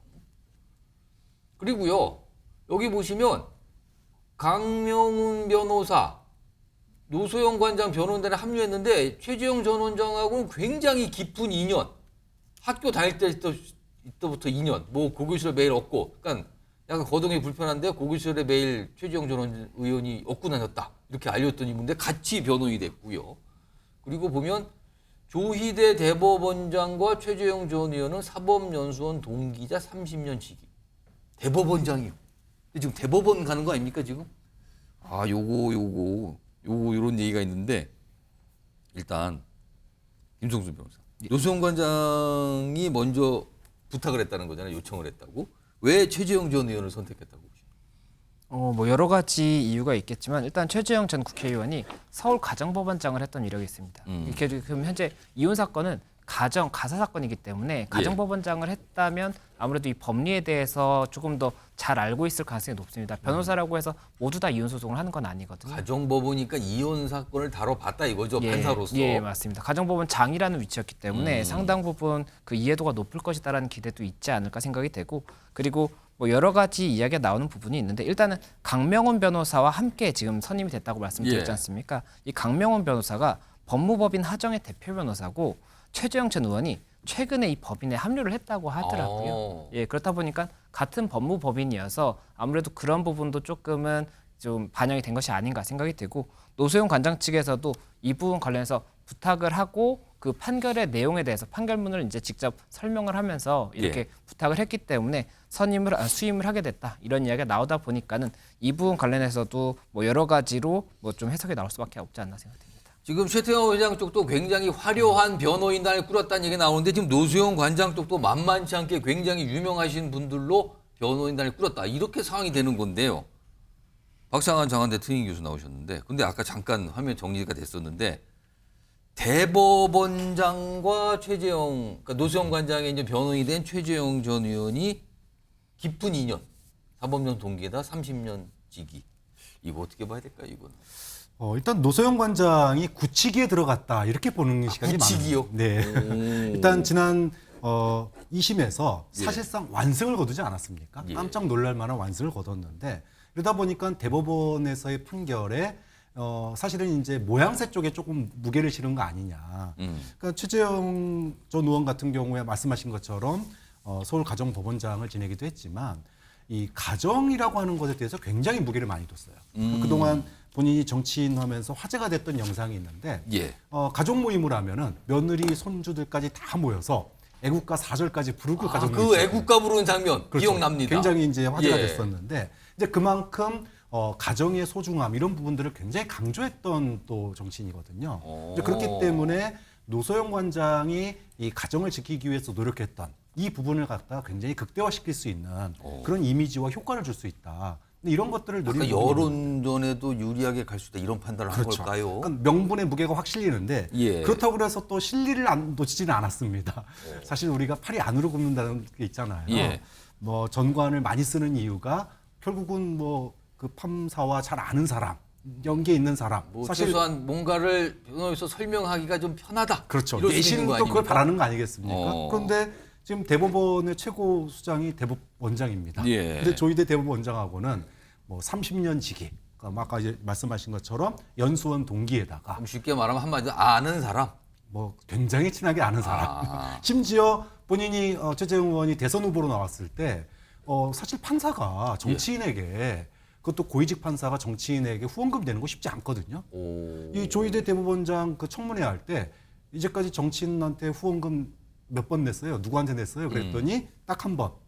유일하게 최재형 의원한테.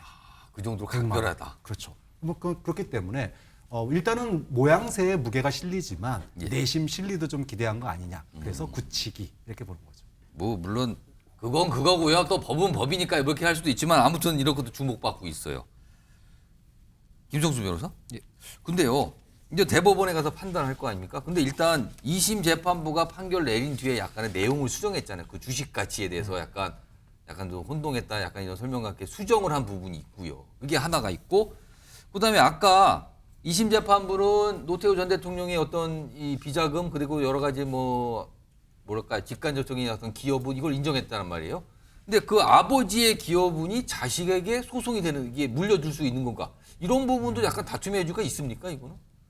일단은 뭐 아버지의 기여라고 하더라도 결국에는 그 아버지로 인해서 재산이 증식이 됐다라고 한다면 이 부분은 이 이혼 재산을 판단함에 있어서는 이 여성의 이 기여라고 볼 여지가 있지 않나 생각이 됩니다. 그리고 이게 지금 현재 상고 유소가 500쪽 정도라고 하고 이 최태원 회장 측도 이 대리인단이 화려하다고 볼 수가 있는 것이 법무법인 율촌에 이 소속되어 있는 변호사들 중에 이 홍승면 전 서울고법 부장판사를 이제 필두로 해서 재판 연구관들이 굉장히 많이 이제 참여가 됐다고 하는데 이 재판 연구관이 대법원 재판 연구관은 어떤 역할을 하는 것이냐면 대법원의 사건이 굉장히 많이 올라오지 않습니까? 그러면 이 중에 한 90% 정도는 심리불속행 기각이 됩니다. 그런데 이런 것을 판단함에 있어서 1차적으로 재판 연구관들이 이 판단을 검토를 하게 되거든요. 그러니까 실무적인 일을 대법원에서 하고 법리 검토를 가장 많이 하는. 대법원에 오는 여러 가지 재판을 엄청나게 굉장히 꼼꼼하게 많이 본 경력이 있다 이 뜻이네요. 그러면. 그렇기 때문에 대법원 사건에서 어떤 부분이 가장 중요하게 기각이 아닌 파기환송이 되는 부분인지를 알 수 있는 변호사라고 할 수가 있거든요. 그런 변호사를 이번에 선임을 한 거죠. 예, 그리고 500쪽이나 담겨 있다는 것은 사실관계에 대해서도 뭐 말씀하셨던 것처럼 이 주식의 가치를 잘못 판단해서 경정이 됐던 부분 자체가 사실관계를 크게 이제 변경하는 부분이 있다라고 한다면 사실 오인을 이유로 해서 파기환송이 돼야 된다고 주장을 한다든지 아니면 뭐 이 재산 분할이나 이 특유 재산의 이런 법적인 개념에 대해서 법리를 오해했다라고 지금 주장을 할 것이기 때문에 이 부분 대법원에서 어떻게 볼지가 쟁점이 되는 것이고 재판 연구관들이 작성을 하면 아무래도 이 시야 자체가 이 대법원에서의 시야를 기준으로 작성했기 때문에 아무래도 어느 정도 설득력이 더 높아질 여지는 있지 않나 생각이 듭니다. 서로 뭐 지금 대단한 준비를 했다고 봐야 되겠네요. 제2기의 이혼 재판입니다. 지금 대법원까지 갔습니다. 이제 시작이 된 거예요.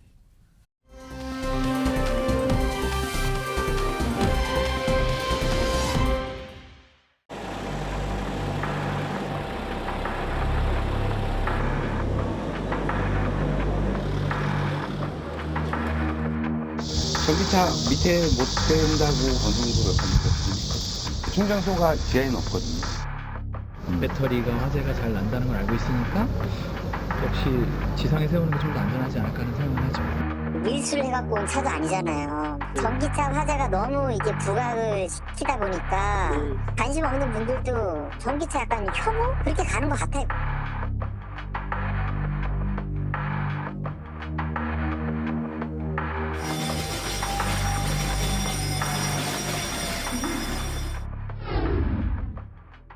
자, 5일 만에 또 벌어졌습니다. 이번에는 충전 중인 전기차에서 불이 났습니다. 지금 방금 영상 보시죠. 저렇게 끄고 있는 모습이 나타났어요. 전기차 화재가 지금 잇따르고 있는 상황인데요. 앞서서 인천에서 진짜 재난급의 화재가 난 거 아직도 지금 뭐 조사하고 있고 수습하고 있는 상황이고요. 그런 와중에 오늘 오전에 또 다른 곳에서 전기차 화재가 났는데 잠시 영상이 있었거든요. 뒷부분에. 자, 요 내용 좀 더 자세히 영상으로 확인해 보겠습니다.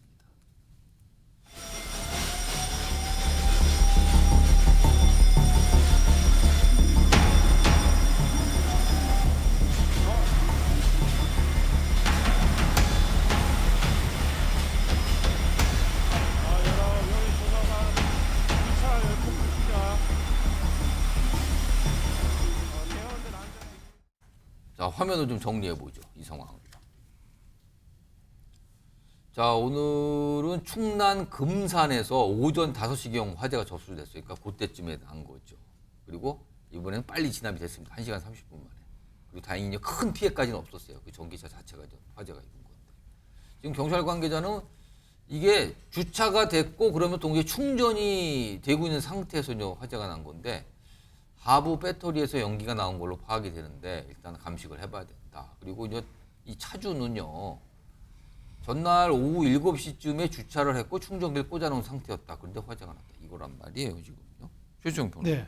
인천에서 났던 전기차 화재와 달리 이번엔 충전 중 화재네요. 그러니까 이게 지금 차를 세워놓은 상태에서 아무것도 안 했는 상태에서 불이 나서 탄 경우가 지금 인천은요. 사는데. 며칠 지났는데 그게 그렇죠. 주차 상태에서 며칠 지났는데 불이 났단 말이에요. 그러니까 아무것도 안 했는데 불이 나서 사실 지금 화재 원인 찾는 데도 애먹고 있는데 근데 이번에 난 사건은 1층에 주차해 놨는데 주차 타워 1층인데 그날 저녁 7시에 그 배터리를 이제 꽂아놓고 충전하고 있어서 죽였단 말이죠. 그러니까 이제 사람들이 겁이 나는 게 아니 도대체 충전하다가도 화재가 나고 충전 안 해도 화재가 나고 그냥 세워놨는데 불이 나고. 불이 나고 그리고 이거 불이 나면은 이게 분말 소화기는 끌 수도 없고 1, 2분 사이에 급속 저 불 번지는 거 보십시오. 아까 하부 구조에서 소방관들이 엄청나게 뿌리는데도 물을 그렇게 뿌리는데도 쉽게 안 꺼져요. 1, 이게. 2분 사이에 엄청나게 탄다는 거 아닙니까? 그러니까 이러니까 지금 전기차 가진 사람들이 불안한 이른바 전기차 포비아가 생기고 있는 거예요. 그러다 보니까 지금 어떻게 내가 이걸 차를 놔둬도 이게 지금 어떻게 될지 모르니까. 아니 이렇게 되면은 이게 장담을 할 수가 없는 거잖아요. 그러니까요. 지금. 그래서 지금 심지어는 그거 아닙니까? 주차를 하게 된 경우에는 서약서를 쓰라. 뭐 책임을 지는. 불이 나면 책임져라. 책임져라. 이렇게 이게 아파트 입주민 간의 관리 서로가 이게 충돌이 빚어지는 이런 상태 매우 심각합니다. 사실 지금. 지금 이게 오늘 오전에 발생했던 그러니까 충전 중인 상황에서는 충남에서 발생을 했어요. 앞서서는 인천에서 발생했던 주차된 차야 전기차에서 불이 난 거였는데 지금 이게 다시 이제 뒤늦게 또 주목을 받는데 이제 전기차 화재가 이제 다시 주목을 받는 거잖아요. 지금 지난 6월입니다. 이번에는 차량이 탁송 차량에 실려서 이동 중이었어요. 그러니까 운행을 하는 게 아니었어요. 실려서 이동 중인 전기차였거든요. 영상으로 좀 보시기 바랍니다.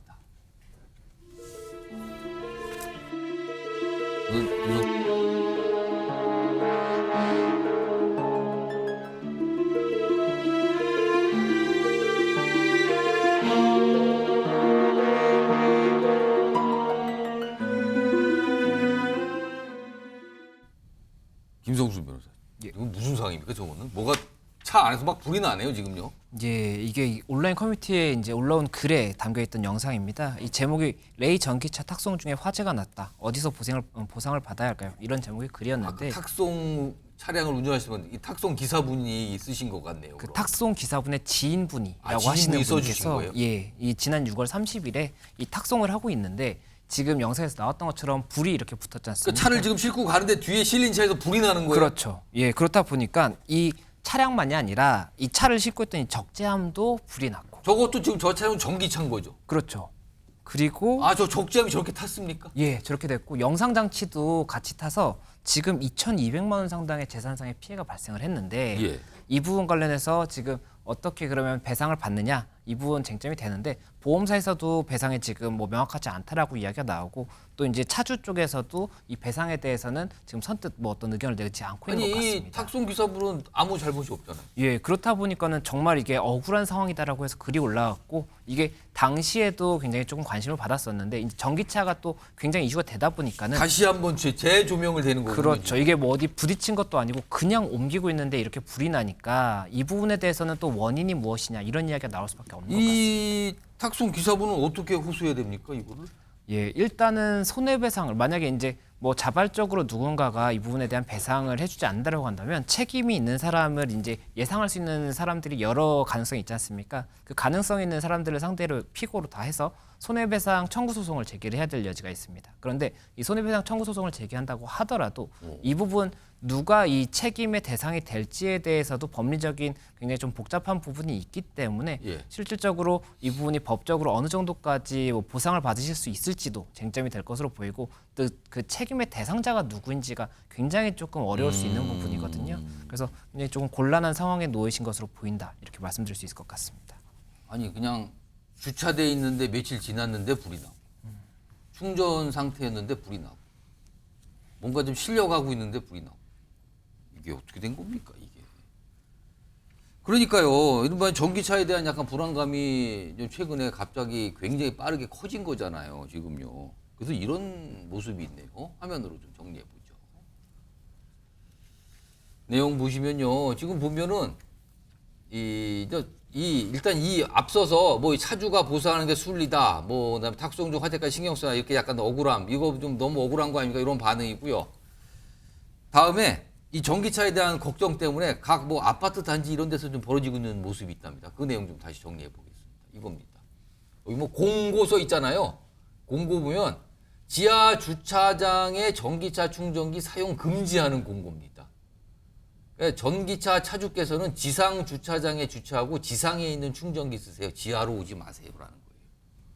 그래서 일부 아파트에서 전기차 지하 주차장 주차 금지 조치를 하고 있다는 건데, 그리고 또 일부에서는 지하로 들어가려면 불나도 책임지다는 각서를 쓰라, 이런 요구까지 있다고 그럽니다.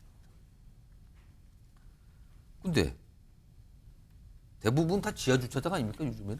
저 이승환 전 행정관. 이거 이렇게 되면 이게 뜻하지 않는 갈등 요인 아닙니까? 이렇게 되면 전기차를 운행하시는 분과 그렇지 않은 주민들 사이에서 이거 어떻게 됩니까? 지금 우리나라에서는 정책적으로 2030년도까지 전기차를 420만 대로 늘리겠다는 목표를 가지고 있고요. 그 지원금까지 주잖아요. 그 지원금까지 연간 1조 원씩 줘가지고 현재 50만 대까지 지금 확장이 돼 있는 상태입니다. 그런데 이게 주로 전기차는 좀 젊은 층에서 많이 좀 선호하고 수도권에 있는 젊은 층에서 많이 선호하기 때문에 아파트에서 많이 주차되어 있거든요. 근데 요즘 들어오는 아파트는 거의 지상 주차장 없이 지하 3층까지 뚫어서 그렇습니다. 지하 주차장으로 다 들어가게 하는데 거기에 전기차가 몇 대 우리는 충전할 수 있습니다. 이런 홍보까지 지금 나오고 있는 상황이거든요.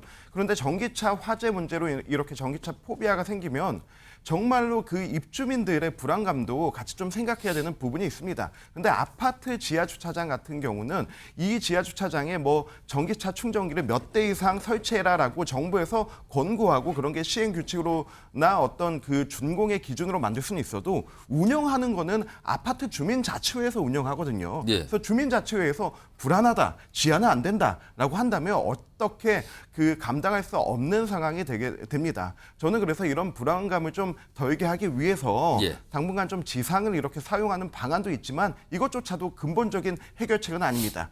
그 주차장 안에 전기차가 이번에 그 청라에서 발생한 전기차 화재도 진압하는데 8시간 걸렸다고 하지 않습니까? 굉장히 특수한 사태이기 때문에 이 부분을 대응할 수 있는 방수포라든지 또 24시간 감시할 수 있는 뭐 열감시 체제라든지 이런 부분들을 좀 확충하면서 전기차만 늘릴 게 아니라 전기차 시대를 살아갈 안전 시스템도 함께 늘리는 것도 정부와 지자체 그리고 아파트 주민자치회도 같이 좀 고려해야 될 부분이 아닐까 생각합니다. 김성수 변호사, 이거 전기차 가지신 분이 저렇게 지하 주차장에 못 들어오게 하면 법적으로 또 막 문제 삼지 않을까요? 예, 이분이 관리 규약으로 아파트 관리 규약으로 뭐 절차에 맞춰서 제한을 한다라고 한다면 그 부분에 대해서 뭐 어떠한 법 위반이 된다라고 할 수 있을지가 조금 애매한 부분이 있는 것 같습니다. 그렇다 보니까는 변호사들 사이에서도 조금 의견이 나뉘는 것 같거든요. 그래서 이분 규약으로 만약에 제한을 하게 되면 뭐 민사상 뭐 손해배상 청구를 할 수 있다라든지 이런 거에 대해서 법리적인 검토가 있을 수가 있고, 그리고 당장에 이분 제한을 한다고 하면 굉장히 많은 다툼이 발생을 할 수가 있고 그 과정에서 뭐 폭행이든 모욕이든 이런 죄도 성립이 될 수가 있기 때문에 이런 부분이 발생하지 않도록 이 나라에서도 어떠한 방향을 정해서 뭐 법적으로 어떻게 기준을 하고 뭐 전기차에 대해서 뭐 이런 안전을 뭐 장치를 한다든지 이런 부분을 좀 변경을 해주면 어떤가 하는 생각이 듭니다. 성신 부의장, 사실 이 배터리 쓰는 게 자동차만이 아니라 전동 킥보드도 있고 가끔 불이 났다는 얘기도 들리거든요. 맞습니다. 생각보다 많습니다. 전동 킥보드 이용자 수도 늘어나고 있는데 지금 소방청 화재 통계에 따르면 최근 5년간 전동 킥보드에 의한 화재 사건이 467건에 달합니다. 굉장히 많은데요. 그렇습니다. 사망자도 4명이나 달하고요.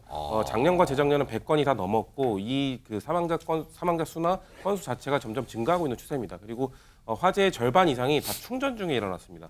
과충전에 의한 이 화재 발생이 주요 원인이라는 건데요. 그 말은 뭐냐면 전동 킥보드 이용자들이 대부분 주거지 인근 아니면 주거지 내에서 충전을 하거든요. 그렇기 때문에 화재가 발생했을 때 주변에 뭔가 더 크게 화재로 범질 뭔가 위험 요소가 있을 경우에 더 큰 사고로 이어질 수 있다는 것이죠. 그렇기 때문에 전동 킥보드 이용자들에게 충전할 때나 아니면 그 이외에도 뭔가 사용 시 주의를 좀 더 강화해야 되지 않을까라는 생각이 듭니다. 여기도 많은 분들이 걱정하고 계십니다. 전기차, 이게 친환경이긴 한데 화재가 나는데 이걸 어떻게 해야 되나, 이런 고민들이 좀 생겼습니다. 자, 다음요. 지금 뭐 미국 쪽에서도 뭐 대선 경쟁 한참인데 트럼프 후보죠.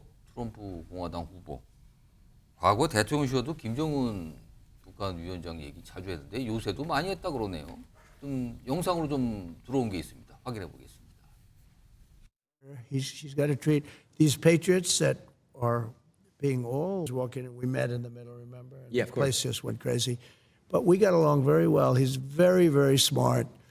His country is, you talk about location, I'm a real estate guy.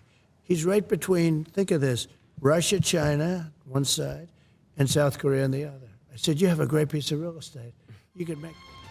강력한 힘의 구축으로 담보되는 것이 바로 진정한 평화입니다. 대화도 대결도 우리의 선택으로 될 수 있지만 우리가 보다 철저히 준비되어 있어야 할 것은 대결이라는 것이 우리가 30여 년간의 조미 관계를 통하여 내린 총화이고 결론이며 시종일관하게 견제하고 있는 대미 정책 기조입니다. 트럼프 후보는 참 김정은 위원장을 좋아하는 것 같기도 하고 막 극찬도 하고 막 그럽니다. 근데 이번에도 뭐 역시나 또 그랬어요. 아무튼 이런 내용이 있어서 전해드렸습니다.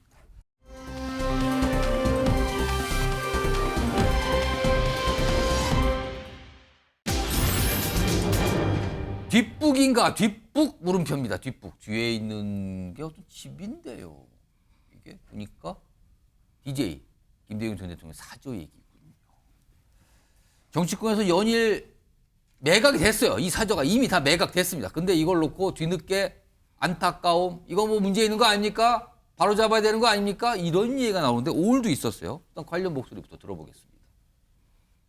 회동에서 좀 어떤 내용 나왔는지 좀 말씀해 주시면 감사하겠습니다. 좀 더 자세히 얘기를 나눴고요. 특히 김 전 대통령 사저 문제에 대해서는 두 당뿐만 아니라 국민의힘까지 포함한 여야 정치권이 해결 방안을 찾아야 한다는 데 공감대를 이뤘습니다. 자, 이 상황에 놓고 지금 민주당 그리고 야권에서 계속 지적의 목소리 그리고 한탄의 목소리 이거 어떻게 해야 된다는 목소리가 나오고 있습니다. 화면을 정리해 보겠습니다. 우선 김두관 민주당 당대표 후보죠. 김대중 전 대통령 사저 문제 민주당이 나서야 합니다. 민주당이 나서라는 거예요. 그럼 지금까지 안 나섰다는 게 되는데요. 그러면 전제가. 매각을 백지화하고 기념공으로 만들었다 주장을 하고 있습니다. 그리고 이낙연 전 총리 사저 매각 결정 되돌리길 간곡히 요청한다. 정치권, 공공기관 힘 모으면 기념관으로 보존 가능하다. 매각 취소해야 된다는 뜻이네요. 지금요. 이승환 전 행정관. 지금 네. 특히 민주당에서 오늘 많이 나왔어요. 목소리가. 근데 이제 와서 왜? 어떡하라고? 이런 얘기 또 나옵니다. 어떻게 보십니까? 정말 안타깝게 생각합니다. 이번 민주당 지금 전당대회 와중에 터진 일인데 민주당 전당대회가 8월 18일에 끝납니다. 이 예. 8월 18일이 김대중 대통령 사고 15주기가 되는 날이어서 저는 뜻깊은 정치적 어떤 그 이벤트적인 날짜가 될 수 있겠다 생각했었는데 근데 지금 이러네요. 네, 사저까지 저렇게 된다는 거는 저는 굉장히 큰 문제가 있다고 생각하고요. 민주당뿐만이 아니고 우리 사회에서도 인정하는 어떤 국가적 정치적 유산인데 이 부분을 김홍걸 전 의원이 상속세 때문에 매각할 수밖에 없었다라고 하는데 예. 저는 이해가 되지 않습니다. 김홍걸 의원이 본인의 재산 문제 때문에 국회의원 임기 중에 두 번의 문제가 있었습니다. 첫 번째가 다주택자 이제 신고할 때 본인의 서초동 아파트 그리고 또 그 강남구 아파트 그리고 사저까지 총 3채를 등록했거든요. 근데 이거 그 다주택자 문제가 불거지니까 강남구 아파트를 팔겠다고 했습니다. 근데 예. 그거를 팔지 않고 아들에게 증여해 버렸습니다. 정말로 저 상속세 문제가 있었다면 아들에게 증여한 그 아파트를 팔아서라도 상속세를 내서 저 정치적 유산을 이어갔어야 하는 부분인데 지금 그때 당시 김홍걸 의원의 재산 등록을 보면은 저 그 동교동 사저보다도 본인의 아파트와 강남구 아파트가 훨씬 더 비싸게 잡혀 있었습니다. 그럼에도 불구하고 저렇게 재산 때문에 판다? 이건 이해할 수 없는 거고요. 두 번째 재산의 문제가 뭐였냐면은 코인 투자를 2023년도에 김홍걸 의원이 코인 투자를 그때도 해서 상속세 얘기가 나오지 않았어요? 그때도 상속세 문제 때문에 자기가 코인 투자를 할 수밖에 없었다라고 했는데 총 1억 5천이었습니다. 그 1억 5천 그럼 무슨 돈으로 이 코인 투자를 한 거냐라고 질문에 들어갈 수밖에 없었죠. 그 1억 5천의 돈은 김대중 전 대통령이 민주구국선언 이 문제로 강제 구금을 1000이 넘게 당해서 예. 국가로부터 형사배상금을 받아놓은 1억 5천 그 돈을 가지고 배상금. 예, 코인 투자를 한 겁니다. 그래서 왜 코인 투자했냐? 무슨 돈으로 했냐? 그랬더니 아버지의 그 강제 구금 배상금을 가지고 상속세를 내기 위해서 코인 투자를 했다고 그 했는데 돈으로 상속세를 마련해 보고자 코인 투자를 했다. 네. 그런데 결과적으로는 아들에게 증여한 아파트도 그리고 아버지의 그 형사보상금 문제를 가지고 한 걸 가지고도 저 문제를 해결하지 못했다. 그래서 100억에 팔았다. 이건 문제 있다고 봅니다. 저는 반대 사례로 상도동에 김영삼 대통령 사저 있지 않습니까? 예. 국가유산으로 지정해놨고 거기에 김영삼 대통령 기념관도 저는 공공도서관으로 잘 운영되고 있거든요. 이런 사례는 좀 본받아야 된다고 봅니다. 민주당의 반응이 또 있어요. 화면 좀 보겠습니다. 오늘 주장도 많이 나옵니다. 지금 이와 관련해서요. 이런 내용입니다.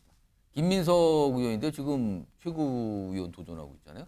김대중 대통령을 모신 사람들이 해결책 찾아보고자 뜻을 모아 그 과정에서 박지원 의원 자신의 전 재산을 사저 회수에 내놓겠다는 결단을 내렸다. 이렇게 또 소개를 합니다.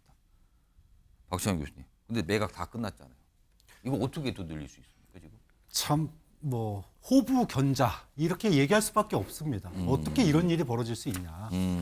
정말 그 이효 여사가 호부 견자 약간 좀 아주 싫은 소리 하신 거죠 지금요? 그렇죠. 뭐 어느 진짜 지금 말이 안 나올 정도로 이게 근데 이효 여사가 그 동교동 자택을 기념관으로 좀 해줘라 이렇게 유지를 남겼잖아요. 예. 자식한테 유지를 남겼는데 자식이 그걸 갖다가 버린 겁니다. 어떻게 이런 일이 있을 수 있습니까? 그리고 그것도 그냥 버린 것도 아니에요. 정말로 앞에 얘기하셨지만 온갖 정말 자신의 부를 갖다가 치부를 하는데 방패막이로 다 쓰고 나니까 버린 겁니다.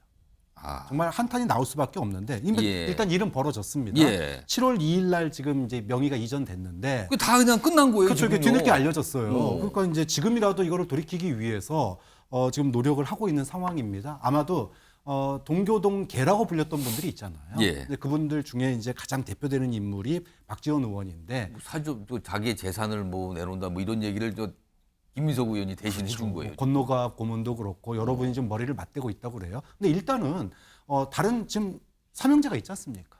가족들이 일단 우선 나서야 되고요. 지금이라도 그리고 동교동계 측근들 머리 모아서 하루빨리 이거 다시 계약 취소하고 위약금을 물은 한이 있더라도 다시 돌려받아야죠. 근데 지금 당사자인 아들은 그 이후에 별 얘기가 없어요 지금 이런 상황입니다. 지금. 그래서 민주당이 지금 뒤늦게 막 움직이는 것 같아요. 지금 모습이 그렇습니다.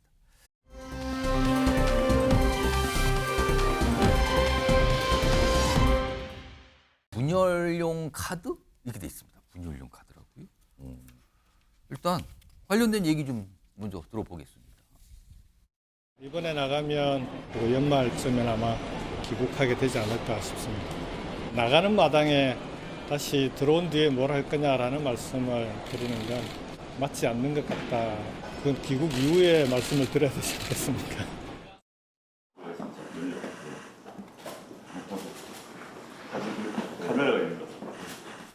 김경수 전 경남도지사의 사면 복권 문제에 대해서 깊이 의견을 나눴습니다. 공감대를 이뤘고 공감대를 이뤘다. 그런데요. 지금 이와 관련해서 뭐 요청이 없었다 이런 설명이 좀 언론 통해 나온 게 있어요. 화면 좀 보겠습니다. 여기 보시면 대통령 관계자 설명인데 통상 사면 앞두고 정치권을 포함해 각계각층의 청원을 받는다. 일단 요청을 들어본다는 거죠. 근데 김경수 전 지사 복권에 대해서 야당의 구체적인 요청이 없는 상태입니다. 라고 얘기를 설명을 해놨어요. 이런 상황에서 민주당의 정성우 의원이 복권과 관련된 얘기를 꺼내놉니다. 들어보시죠. 대선 앞두고서 조금 약간 분열의 기미가 있을 때 여권에서 김경수 지사 복권 카드를 쓰지 않겠나 생각을 합니다. 저는. 사실 사면은 국민 통합을 해서 해야 되는데 통합이 아니라 야권 분열용으로 사면 카드를 쓸 가능성이 많습니다. 그래요? 야권 분열용 카드 이러니까 약간 부정적인 것 같잖아요. 하나 더 보죠. 화면에 있습니다. 여기 보시면 더민주 전국 혁신회에 소속한 의원, 더민주 혁신회 요새 영향력이 막강한 조직 아닙니까? 대법원에서 확정 판결받은 선거사범입니다. 한 사람의 명예회복과 정치 인생 열어주기 위해 당이 국민 비난을 받을 리가 없다. 이거 반대하는 겁니까 지금? 송치인 부의장. 민주당은 복권을 바라지 않는 분입니다. 글쎄요. 저 더민주 전국혁신이 소속은 누구신지 모르겠지만 저 의견은 동의할 수는 없지만 일단 저는 말씀드리고 싶은 건 김경수 전 지사 본인이 원하지 않고 있을 것이다.